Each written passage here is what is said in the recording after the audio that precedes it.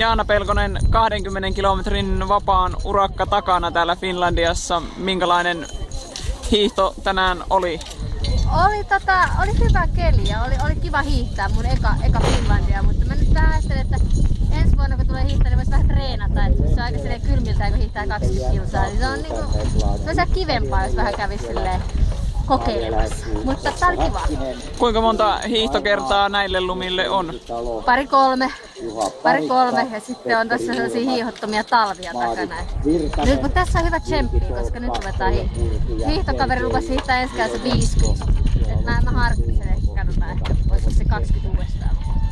Onko tää vapaa hiihtotapa kuitenkin mieluisampi? On, en mä osaa perinteistä ollenkaan. Tietysti sitä voisi kokeilla, mutta tarvitaan ihan eri välineitä, ei ole kuin nää luistelusukset.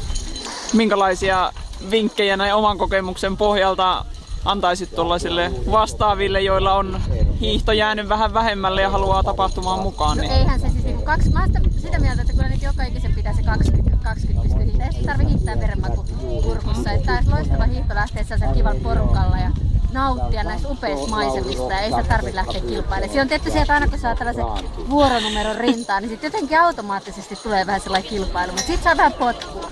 Mutta se oli hauska katsoa, kun nuoret 10-vuotiaat lapset menee ohi, niin tuli vähän, että pitäisiköhän tästä ehkä tehdä jotain, mutta ihanaa, meillä on reippaita nuoria ja se tsemppaa näin vähän vanhempaa.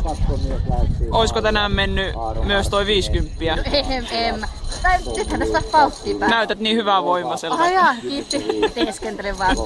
En mä 50, kun mä oon sen verran niinku myös kilpailuhenkinen, että sit haluu, jos lähtee hiihtää kunnolla, niin kannattaa niinku henkihieväristä lähteä hiihtämään. Hyvä, kiitos.